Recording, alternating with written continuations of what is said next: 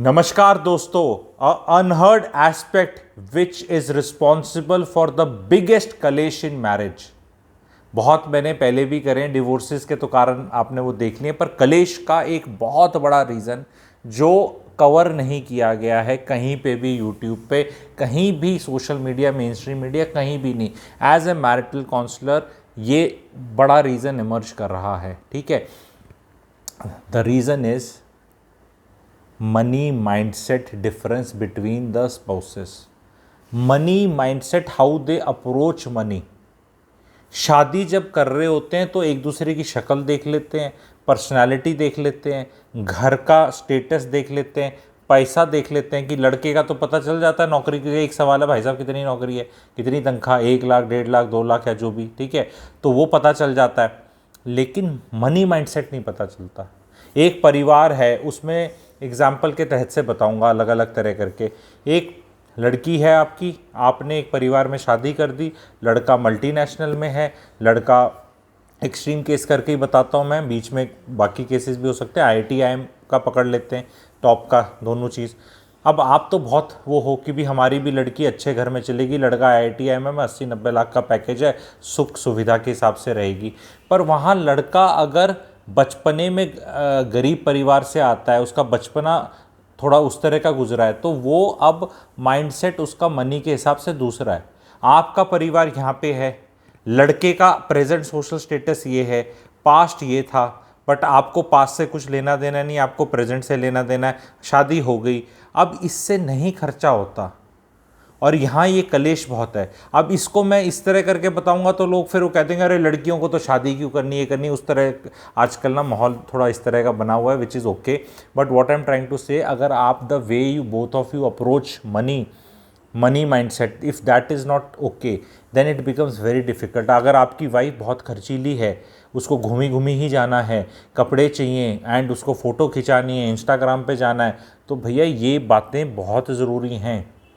इन चीज़ों में अब क्या तरीका है पता करने का?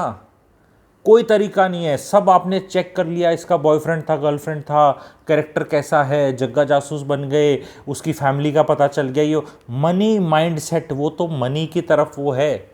इसका सिर्फ एक ही तरीका है पता करने का, वो है प्री मैरिटल कंसल्टेशन, जो मैं करता हूँ। मेरे से करानी है मेरे से करा लो, अदरवाइज़ मैंने एक वीडियो, एक वर्कशॉप करी हुई है, आप उसको परचेज़ कर सकते हैं कमेंट सेक्शन से।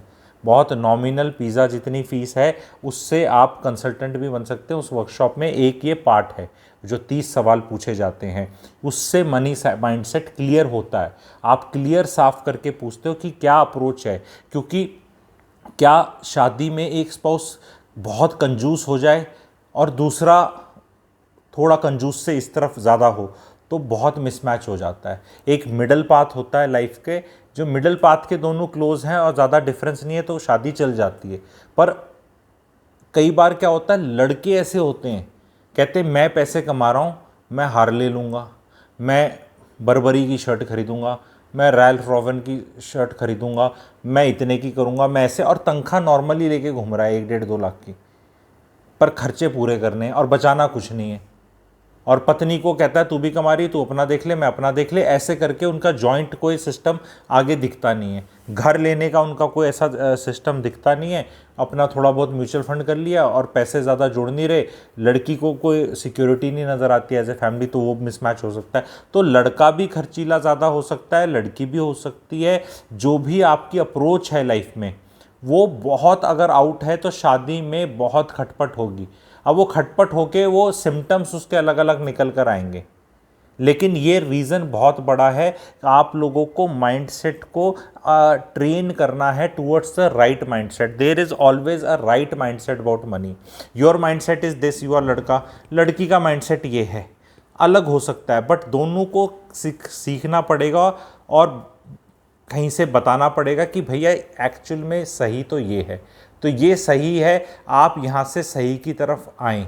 पूरे सही की तरफ आ जाएंगे पॉसिबल नहीं है, क्योंकि कई सालों में इंडोक्ट्रिनेशन हुआ है, सोशल कंडीशनिंग हुई है, आपके अपने अरमान है। किसी का बचपन बहुत अभाव में निकला है, उसने चीज़ें देखी ही नहीं उस तरह, ना अच्छी साइकिल ली ना उसका अच्छा, तो वो जब बच्चा पैदा होता है तो उस पर भी लुटाने की करता है कोशिश, उसको अच्छे कपड़े नहीं मिले एंड वो ओवरबोर्ड जा सकता है। दूसरा पार्टनर जिसका बचपना उस हिसाब से ठीक ठाक निकला है, वो थोड़ा संतुष्ट टाइप है, तो वो कहेगा यार इतना नहीं लेने, बच्चे का साइज चेंज हो जाता है हर 3 4 6 महीने में, तो थोड़े कम ले लो, सर्दियों के ऐसे ले लो, थोड़े खुले ले लो, ऐसे करके जैसे नॉर्मल हम मिडिल क्लास जो सोचती है उस हिसाब से ये कहता है या कहती है, डिपेंडिंग ऑन कौन सिचुएशन है और बचपना कैसे। इसलिए बहुत इंपॉर्टेंट है बचपन के अंदर आपको जानना अपने भावी स्पाउस का, और जो अभी शादीशुदा हैं वो भी अपना वर्क कर सकते हैं। चेक करो कि जो आपका पति या पत्नी का माइंडसेट है उसकी ओरिजिन्स उनके चाइल्डहुड में किस तरह बीज बोए गए हैं। आपको आइडिया होगा अपने सास ससुर का, शादी के 1 2 साल 3 4 साल में सास ससुर की भी जो एक तस्वीर होती है क्लियर हो चुकी होती है कि कैसे हैं, क्या हैं, कैसे पैदा हुए, कहाँ गए, क्या इनका ब्यों था, पैसा वैसा क्या था, तो आप उससे कोरिलेट करके उसको आराम से समझा सकते हैं। क्योंकि अगर वो नहीं समझेगा, जैसे मैंने देखा है कि कई पुरुष हैं जो कहते हैं कि भी अगर दारू का मेरा शौक़ है तो मेरा है, फिर मैं सिंगल मॉल्ट पीऊँ, ये पीऊँ, वो पीऊँ। अब उसमें बैड हैबिट तो है ही है, लेकिन वो वाली कि मैं पैसे कमाता हूँ वाली फीलिंग, मैं कमाऊँगा तो क्या मैं इतने भी खर्च नहीं करूँगा। अब थिंग ऐसा है कि इंडिया में अगर आप 100 रुपये कमाएं तो 33 तो गवर्नमेंट ले जाती है अगर टैक्स स्लैब 1 से ऊपर हो, तो जो 67 बचता है उसके अंदर भी कुछ चीज़ें खरीदोगे तो टैक्स देना है। अब उसमें आपको बिजली का बिल देना है, किराया देना है या ईएमआई देनी है, स्कूल की फ़ीस देनी है, आपको खाना खाना है, थोड़ा बहुत घूमना है, ये सब करने, कपड़े लेने, उसका सेविंग्स के लिए वैसे ही कम बच जाता है। अब अगर आप वो सेविंग्स ही 10 15 20% कर रहे हो आप, तो अगर उसमें आपने अपना फरमाइशी अकेले आदमी ने या औरत ने ये बोला 10% तो मैं अपने पे ही खर्च कर सकता हूँ, तो शायद वो आप नहीं कर सकते, इज़ द मैसेज। और अगर आप वो 10% 15% कह के खर्च कर रहे हो कि मैं 100 रुपये कमाता हूँ तो क्या मैं 10 15 अपने पे अलग से खर्च नहीं कर सकता, where you don't ask question. तो क्वेश्चन की वो आपकी जो 20% सेविंग्स होनी थी मर पड़ के, अब वो सेविंग्स 5% हो जाएंगी सिर्फ, और किसी महीने में यू विल गो ओवरबोर्ड तो 0 सेविंग्स होगी। तो यहाँ भी इस तरह की चीज़ें भी आ रही हैं। तो जब शादी में बहुत चीज़ें आप चेक करते हो, बातचीत करते हो, वो करते हो, तो उसके बाद माइंडसेट भी देखो। डोंट बी सेटिस्फाइड कि with the cash flow. Cash flow में कईयों का माइंडसेट होता है कि अपने माता पिता को बहुत पैसे दे देना, कि वो उनको हमेशा माता पिता, जैसे मैंने एक वीडियो बनाया था बहुत वो हिट हुआ है कि should you give money to your parents. तो समाज का इंडोक्ट्रिनेशन है। मैं आके सोशल कंडीशनिंग को क्वेश्चन करता हूँ। जैसे जैसे हम 2023-24 में जा रहे हैं, एक इससे पहले की जनरेशन थी 30-40 साल पहले कि वहाँ मामला अलग था पेरेंट्स का। पेरेंट्स बाय ऑल मीन्स गरीब हैं, रोटी खाने को नहीं है, ऐसा नहीं है, वैसा ऐसा, तो ऑफकोर्स मदद करनी है, उसके लिए कौन मना कर रहा है। बट उस पर कोई चेक एंड बैलेंस लगाने को तो मैंने बोला था ना कि कितनी मदद करनी है। भाई आपको पिताजी को गाड़ी देनी है और आपके पास 15 लाख की गाड़ी है, तो क्या उनको 20 लाख की गाड़ी दोगे या 5 लाख की दोगे? उस पिताजी को जिनके जीवन में कभी गाड़ी देखी नहीं ना चलाई, क्या वो सीधी ही 20 लाख की गाड़ी चलाएंगे या 5-6 लाख की गाड़ी डिज़ायर में सेटिस्फाई हो सकते हैं? वो क्वेश्चन आपको पूछना है। बहुत बच्चे ऐसे हैं, लड़के भी ज़्यादातर मैं ऐसे देख रहा हूँ, कुछ लड़कियां भी, वो उठा के अपनी अगले 3 साल की तनख्वाह पहले ही लोन लेके माता पिता को कुछ दे के खुश हो जाती हैं।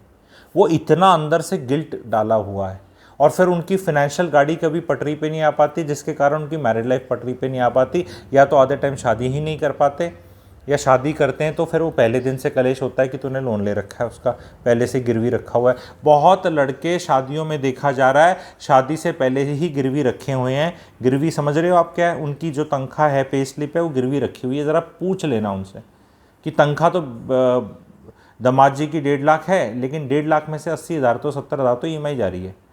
किस चीज़ की जा रही है? वो जो चीज़ उनके पिताजी माताजी के खोपचे में है। ये समाज में कोई बता नहीं रहा, मैं कोई एंटी लड़का वाला टाइप नहीं बना रहा, मैं ये बता रहा हूँ कि ये चीज़ें पहले पता करी जा सकती हैं प्री मैरिटल कंसल्टेशन के माध्यम से, क्योंकि उसमें कोई शर्मा शर्मी नहीं है। एक एक्सपर्ट पैसे लेके सवाल पूछ रहा है, दोनों से बराबर पूछ रहा है, ना वो लड़के वालों का दोस्त है ना वो लड़की वालों का दोस्त है। तो वो मेरा आइकॉनिक वर्कशॉप है।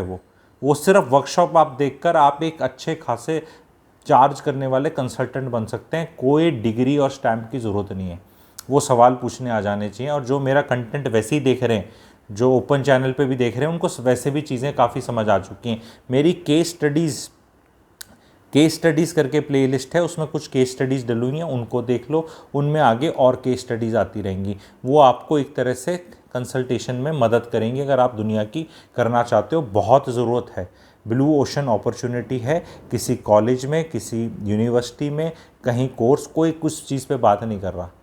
ना इसमें डॉक्टर की ज़रूरत है, ना इसमें साइंटिस्ट की ज़रूरत है, ना चार्टर्ड अकाउंटेंट, ना लॉयर, किसी की नहीं। एक इंसान जो स्वाभाविक वे में चीज़ें समझ सकता है और सवाल पूछ सकता है, बस दैट्स ऑल।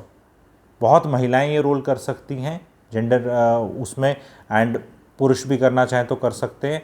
एंड प्लीज़ वो कमेंट सेक्शन में आपको दिखेगा, ऐप का लिंक है, उस पर वो कोर्स है, आप जाके ख़रीद लें या प्लैटिनम मेंबरशिप ले लें। आइदर ऑफ देम में आपको दिख जाएगा, जौन सा आपको ज़्यादा कन्वीनियंट लगे या पॉसिबल लगे। मेरी गुजारिश है कि प्लीज़ देखें, ताकि वो कंसल्टेशन, आप भले कंसल्टेंट ना बने पर आपका अवेयरनेस लेवल तो बढ़ जाएगा। अगर आपके बच्चों की शादी ड्यू है या आपकी शादी ड्यू है, कि भाई क्या क्या देखना और समझना पड़ता है।